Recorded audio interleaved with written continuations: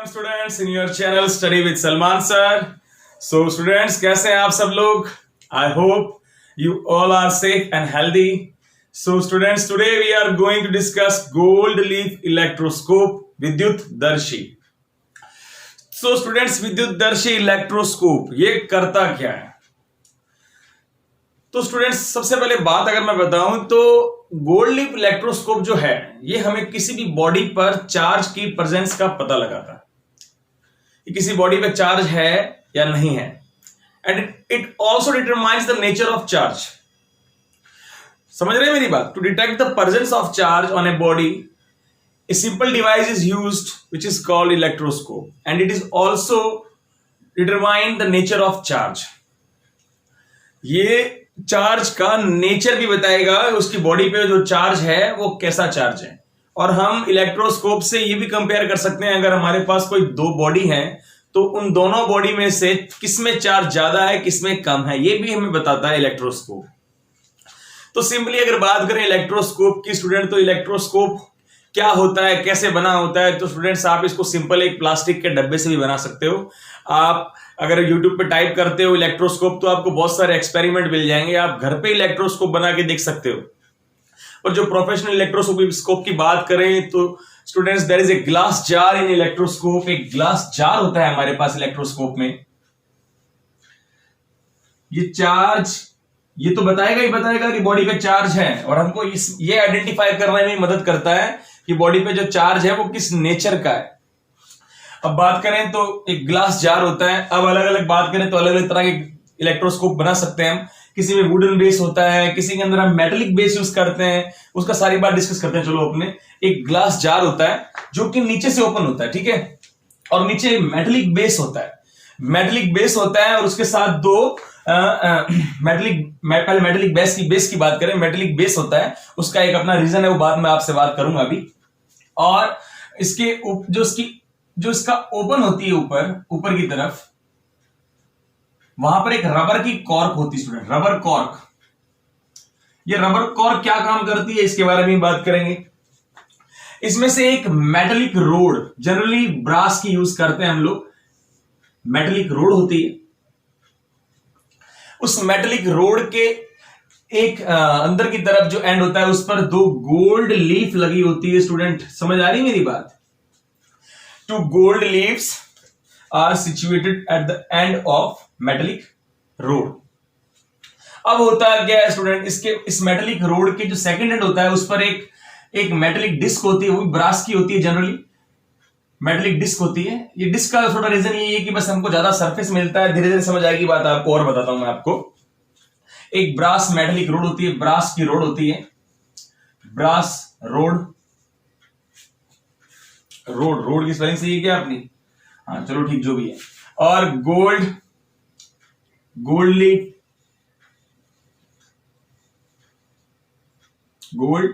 Leaf और एक glass jar होता है हमारे पास।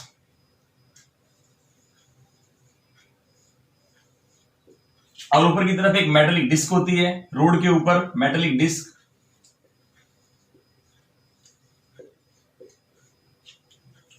और जो नीचे स्टूडेंट क्या होता है, दोनों तरफ गोल्ड लीफ के दोनों तरफ मेटल की दो प्लेट्स भी होती है हमारे पास। जरूरी नहीं कि हर इलेक्ट्रोस्कोप में हो, ऐसा कोई जरूरी नहीं है, ठीक है। बस इसका रीजन ये होता है, मेटेलिक बेस पे दो अगर मेटल की प्लेट अगर हम लगा देते हैं तो इससे थोड़ी सेंसिटिविटी इंप्रूव होती है और ये एक सेफ्टी मेजर की तरह वर्क करता है, उसके बारे में भी बात करेंगे। और ये एक अर्थ कांटेक्ट पॉइंट भी होता है, अर्थ कांटेक्ट पॉइंट, इसके बारे में बात करते हैं क्यों होता है, सब चीजों के बारे में बात करेंगे। अब ये भी जरूरी नहीं कि हर इलेक्ट्रोस्कोप में अर्थ कांटेक्ट पॉइंट देखने मिले आपको। अब होता क्या है स्टूडेंट, ये प्रोफेशनल की बात कर रहे हैं हम लोग, तो अब बात करें अगर तो स्टूडेंट होता है क्या है, चार्ज का पता कैसे चलता है। इसमें जो गोल्ड लीफ यूज करते हैं स्टूडेंट, एक रीजन इसका ये होता है, गोल्ड एक सॉफ्ट मटेरियल है और एक बहुत अच्छा कंडक्टर है। इसके पास नंबर ऑफ इलेक्ट्रॉन्स होते हैं, अच्छे खासे होते हैं, अच्छा कंडक्टर है। अब क्या होता है स्टूडेंट, अब क्या करते हैं हम लोग, अगर हमें पता लगाना है किसी बॉडी पे चार्ज है या नहीं है, तो उसको चेक करने के लिए उस बॉडी को हम लोग इलेक्ट्रोस्कोप की मेटेलिक डिस्क के पास लाते हैं। अब हमारे पास दो तरीके हैं स्टूडेंट, अभी आपने जो पिछला जो लेक्चर पढ़ा है चार्जिंग मेथड, उस चार्जिंग मेथड की फुल एप्लीकेशन यहां पर हम करने वाले हैं। चार्जिंग मेथड से जो हमने फ्रिक्शन पढ़ा, हमने इंडक्शन पढ़ा, कंडक्शन पढ़ा, वो सारा यहां यूजफुल है। तो इलेक्ट्रोस्कोप में हम दो मेथड से काम कर सकते हैं, एक हम कंडक्शन से भी काम कर सकते हैं और हम सेकंड इंडक्शन से भी काम करते हैं। चलो कंडक्शन की बात करते हैं। जब मैं मेरे पास कोई ऐसा कोई मटेरियल है जो चार्ज है पहले से, कोई भी मेटल है मेरे पास, या कोई भी बॉडी है जो पहले से चार्ज है, अगर मैं उस बॉडी को इस मेटेलिक डिस्क से कांटेक्ट करवाता हूं, टच करता हूं, तो स्टूडेंट क्या होगा, उस मेटेलिक जो भी हमारे पास जो बॉडी है जिसका चार्ज हमें पता लगाना है, उस बॉडी पे चार्ज है क्या नहीं है। अगर उस बॉडी पे स्टूडेंट्स चार्ज होगा तो वो चार्ज उस बॉडी के थ्रू इस मेटेलिक डिस्क से होता हुआ, मेटेलिक रोड में होता हुआ कहां आ जाएगा, गोल्ड लीफ तक आ जाएगा। फॉर एग्जाम्पल उस बॉडी पे चार्ज है, पॉजिटिव चार्ज मान लिया हमने, तो वो पॉजिटिव चार्ज यहां से गोल्ड लीफ तक ट्रांसफर हो जाएगा। अब गोल्ड लीफ तक ट्रांसफर हो जाएगा तो दोनों पत्तियों पर पॉजिटिव चार्ज आ जाएगा स्टूडेंट।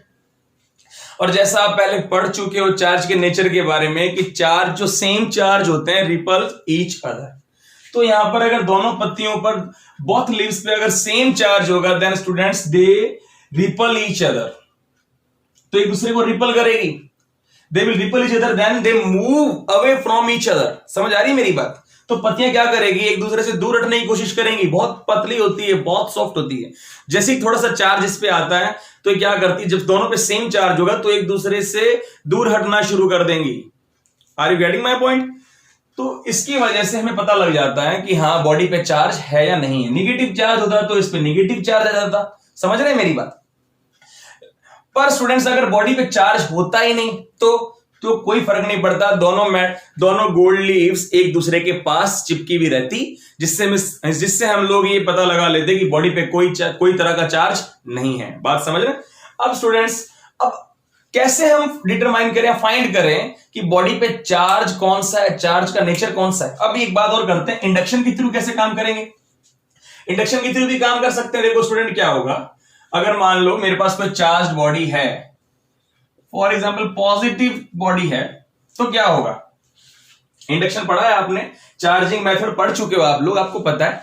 मान लो इस पे पॉजिटिव चार्ज है, अब क्या होगा स्टूडेंट, अगर इस पे पॉजिटिव चार्ज है तो यहां से इस पूरी जो मेटेलिक रोड और ये डिस्क है, ये गोल्ड लीव्स है जो हमारे पास, यहां से जो इलेक्ट्रॉन्स हैं वो इस पॉजिटिव चार्ज की तरफ अट्रैक्ट होना शुरू हो जाएंगे। तो वो इलेक्ट्रॉन्स जब एक सरफेस की तरफ इस तरफ भागना शुरू करेंगे पॉजिटिव चार्ज की तरफ, तो यहां से भी इलेक्ट्रॉन भागेंगे, तो इस तरफ निगेटिव चार्ज एक्यूमुलेट हो जाएगा, इकट्ठा हो जाएगा। बात समझ रहे?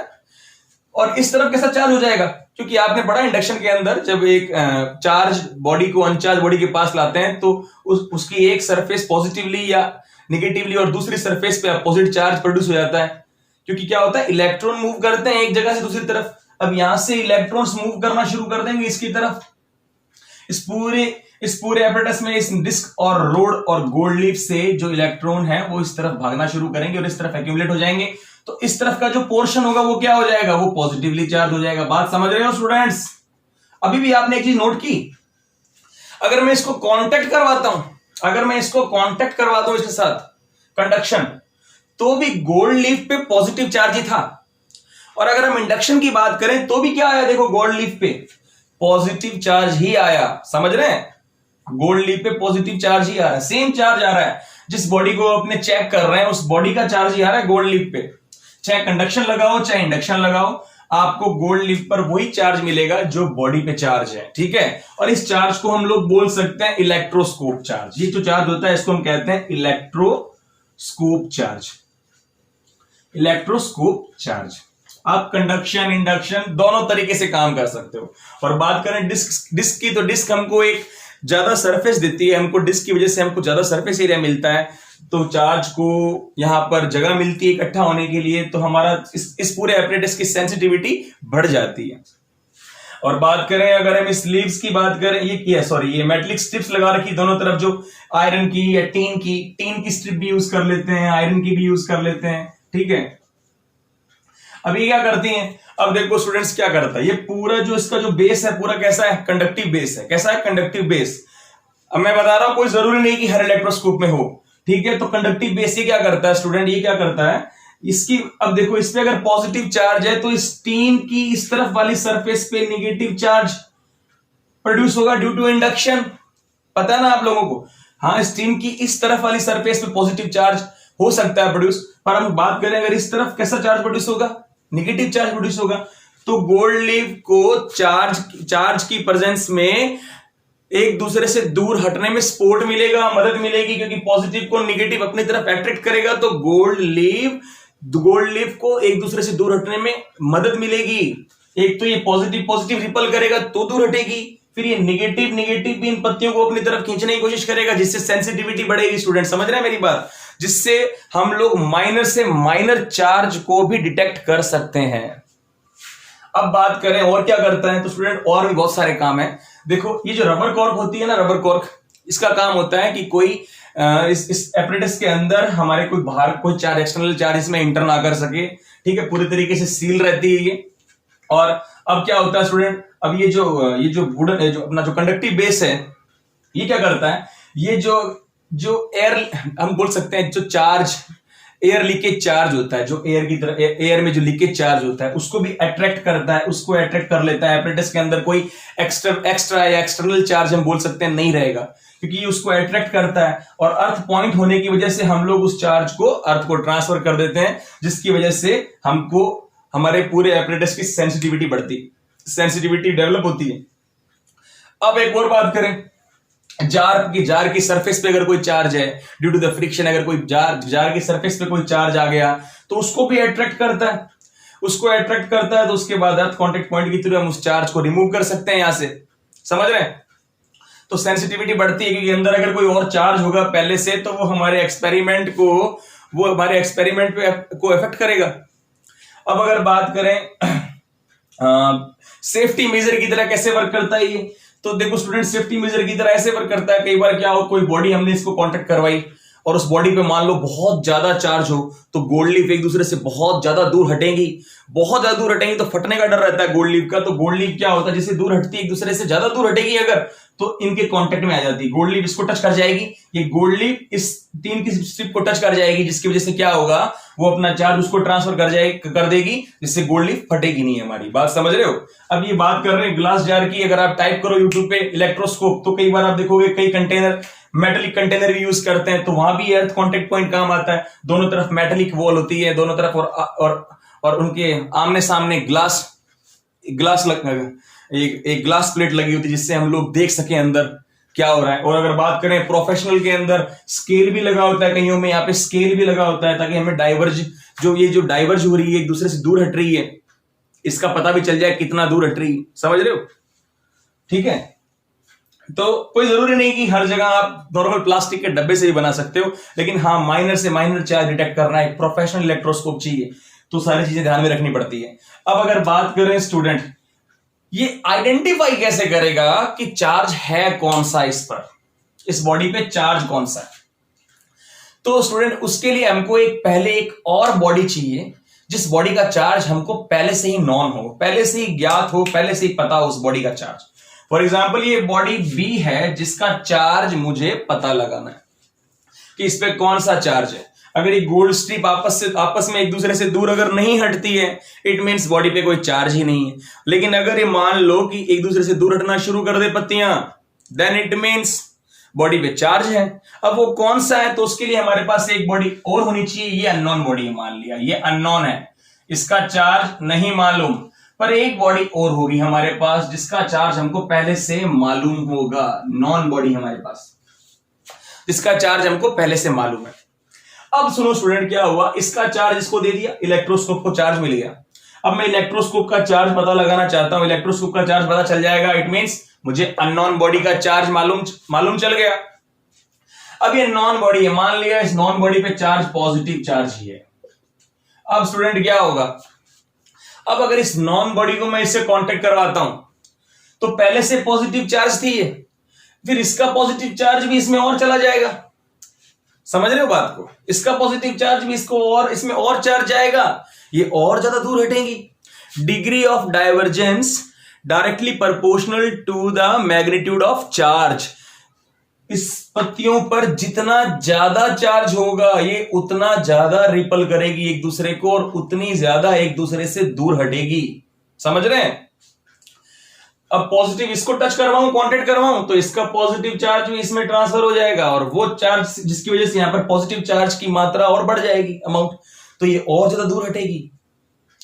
और अगर ये, चलो ये समझ लो, अब एक बात और समझना, अगर नॉन बॉडी का और इलेक्ट्रोस्कोप का चार्ज अगर सेम है, देन इट मींस, सॉरी, अगर पत्तियां नॉन बॉडी को कांटेक्ट करवाने के बाद ये स्ट्रिप्स और एक दूसरे से दूर हटे, देन इट मींस इलेक्ट्रोस्कोप पे और नॉन बॉडी पे जो चार्ज है वो सेम है। या मैं बोल सकता हूं इलेक्ट्रोस्कोप पे जो चार्ज है वही अननोन बॉडी पे था, तो अननोन बॉडी का और नॉन बॉडी का चार्ज सेम है। If gold leaves ripple each other, more ripple each other, then it means non body and unknown body have same charge। समझ रहे हैं मेरी बात? जैसे फॉर एग्जांपल इस पे अगर निगेटिव होता और इस पे भी निगेटिव होता तो इस पे पहले से निगेटिव चार्ज होता। समझ रहे हैं बात को? इस पे पहले से निगेटिव होता चार्ज, इस पे पहले से निगेटिव होता, उसको कांटेक्ट करवाता और निगेटिव अमाउंट और निगेटिव चार्ज इकट्ठा हो जाता तो और ज्यादा रिपल करती। अगर गोल्ड लीव्स एक दूसरे से और दूर हट रही है और ज्यादा दूर जा रही है तो इट मींस नॉन और अननोन बॉडी पे जो चार्ज है वो सेम है। पर अगर मान लो अगर पहले गोल्ड लीफ पहले अननोन बॉडी को इससे टच करवाया, बॉडी पे कुछ चार्ज आया, गोल्ड लीफ पे कोई चार्ज आया, गोल्ड लीफ ने एक दूसरे को रिपल किया, अब मान लो अब मैं नॉन बॉडी टच करवाऊं इसको और नॉन बॉडी पर इस अननोन बॉडी पे चार्ज इस बार हम मान लेते हैं अलग चार्ज है, दोनों पे अपोजिट चार्ज है। नॉन बॉडी का चार्ज पॉजिटिव है और अननोन बॉडी का मान लिया नेगेटिव है। अब मैं अगर नॉन बॉडी इसको टच करवाता हूं, non body due to conduction या इंडक्शन कोई भी यूज कर सकते हो आप मेथड, तो क्या होगा स्टूडेंट? इसका पॉजिटिव चार्ज और इसकी वजह से जो इस पे नेगेटिव चार्ज गया है, ये दोनों नेगेटिव और पॉजिटिव एक दूसरे से मिलकर न्यूट्रल हो जाएंगे, जिसकी वजह से गोल्ड लीफ पर जो अमाउंट ऑफ चार्ज है वो कम हो जाएगा। तो क्या होगा? गोल्ड लीफ पहले बहुत दूर हटी हुई थी एक दूसरे से, अब थोड़ी क्लोज आ जाएंगी। जब भी नॉन बॉडी और अननोन बॉडी का चार्ज अपोजिट होगा तो गोल्ड लीफ क्लोज आ जाएंगी, क्योंकि अननोन बॉडी का चार्ज इस पे जा चुका है, चाहे वो पॉजिटिव है चाहे नेगेटिव है, और नॉन बॉडी का चार्ज जब दोबारा इससे कांटेक्ट करवाएंगे तो दोनों पे अपोजिट चार्ज है, पॉजिटिव और नेगेटिव चार्ज है, एक अलग अलग चार्ज है दोनों पे। जब दोनों पॉजिटिव और नेगेटिव मिलता है तो एक दूसरे को न्यूट्रल करेगा, जिसकी वजह से गोल्ड लीफ कुछ दूर हटी हुई होंगी तो क्लोज आ जाएंगी। हो सकता है बॉडी पे अभी भी कोई चार्ज रहे, गोल्ड लीफ पे भी कोई चार्ज हो, तो अभी भी रिपल कर रही है लेकिन उतना नहीं कर पा रही, क्योंकि चार्ज की मात्रा कम हो गई है। पहले अमाउंट ज्यादा थी चार्ज की तो एक दूसरे से ज्यादा दूर थी, लेकिन जैसे ही नॉन बॉडी कांटेक्ट करवाएंगे दोनों पे अगर अपोजिट चार्ज है तो गोल्ड लीफ क्लोज आ जाएंगी। समझ रहे हैं मेरी बात? If gold leaves moves toward each other, if gold leaves move toward each other, then it means non-body and unknown body have opposite charge। ये पूरा गोल्ड लीफ इलेक्ट्रोस्कोप का प्रिंसिपल और इसकी वर्किंग थी। आई hope you have understood. Thank you आज के lecture के लिए। नेक्स्ट लेक्चर में स्टूडेंट्स हम मिलते हैं गुलाम्स लॉ के साथ। So good bye, stay home, stay safe.